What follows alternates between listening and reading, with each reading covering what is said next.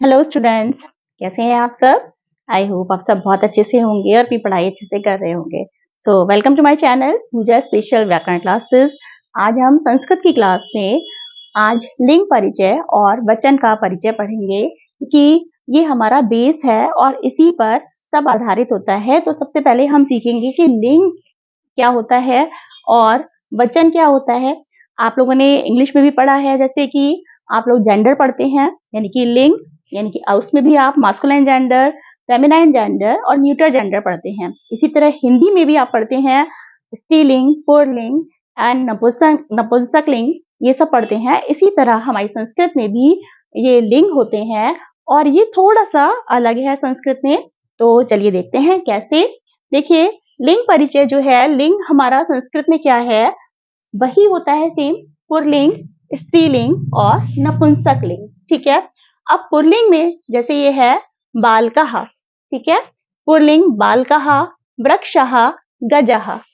देखिए इसमें आप नोटिस कीजिए, बालकः, वृक्षः और गजः, इन सब में पुल्लिंग में क्या है, एक वचन के हैं ये, और इसमें जो है विसर्ग लगे हुए हैं। तो ये है, यानी कि बालक, वृक्ष और गज, ये सब क्या है, पुल्लिंग में है। फिर है स्त्रीलिंग में, जैसे एग्जाम्पल है बालिका, लता, अजा, ठीक है, ये हमारे स्त्रीलिंग शब्द हैं। इसी तरह नपुंसक लिंग में, नपुंसक लिंग मतलब देखिए, जैसे आगे आप लोग जानते हैं कि पुल्लिंग क्या है, हम जैसे मास्कुलाइन जेंडर, यानी कि हम इसमें मेल के बारे में या पुरुष जाति का हमें बोध कराते हैं पुल्लिंग। स्त्रीलिंग जो है हमें स्त्री जाति का बोध कराता है, और नपुंसक लिंग जो होता है वो स्त्री या पुरुष नहीं बल्कि हमारे निर्जीव वस्तुओं के लिए यूज में आता है। तो निर्जीव वस्तु जिनमें हमें नॉन लिविंग थिंग्स के लिए हम यूज करते हैं, जैसे कि पत्रम, चक्रम, कमलम, ये सारे शब्द क्या हैं, हमारे नपुंसक लिंग के शब्द हैं। अब देखिए, आप इन सब में एक चीज नोटिस कीजिए, हमारे संस्कृत में 3 तरह के लिंग हैं और इसमें बालका, वृक्षा, गजा की एंडिंग जो है वो क्या हुई है, अंत में बालकः अ जो है आया है इसमें। तो आ शब्द से इसकी एंडिंग हुई है। थोड़ी सी इसकी मैं पहचान बता रही हूँ, जनरली ऐसा होता है। स्त्रीलिंग में बालिका, लता, अजा, जैसे ये शब्द हैं, तो इनकी एंडिंग में देखिए आ शब्द आया है, इसमें विसर्ग नहीं है, केवल आ शब्द आया है। बालिका, लता, अजा, आ बड़ा आ शब्द आया है, ठीक है। इसी तरह नपुंसक लिंग में देखिए पत्रम, चक्रम, कमलम, यानी कि एक वचन में जो है, इसमें इसकी एंडिंग किससे हो रही है, अम शब्द से इसकी एंडिंग हो रही है। तो थोड़ी सी ये हम पहचान कर सकते हैं कि जहां पर एंडिंग अम शब्द से हो रही है, इसका मतलब ये हमारा नपुंसक लिंग है, ठीक है। तो ये कुछ पहचान है लिंग परिचय की। एक वचन में मैंने आपको लिंग परिचय बताया है कि वचन परिचय, यानी कि वचन क्या होता है। देखिए, हम लोग जो है इंग्लिश में पढ़ते हैं, नाउन पढ़ते हैं, इसमें सिंगुलर नाउन और प्लूरल नाउन, हम 2 नाउन पढ़ते हैं। 2 तरह के नाउन होते हैं, सिंगुलर एंड प्लूरल, यानी कि सिंगुलर माने एक वचन और प्लूरल माने बहुवचन, यानी कि बहुत सारे, ठीक है। हिंदी में भी हम ऐसी तरह पढ़ते हैं, एक वचन और बहुवचन, अभी तक हमने यही पढ़ा। बट संस्कृत में थोड़ा सा अलग है। संस्कृत में एक और वचन आता है जिसे हम कहते हैं द्विवचन, ठीक है। एक वचन, द्विवचन और बहुवचन। तो एक वचन मतलब एक चीज, यानी कि सिंगुलर। द्विवचन माने 2 चीज, जब 2 चीजों के बारे में बात करते हैं तो वहां द्विवचन आता है।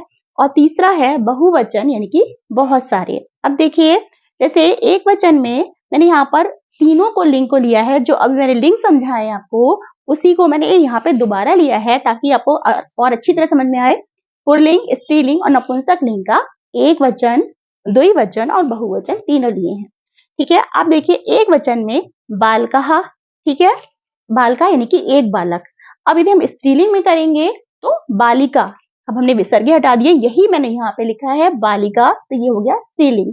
अब एक वचन में ही नपुंसक लिंग क्या है, पत्रम, ठीक है, ये हमारा नपुंसक लिंग हो गया।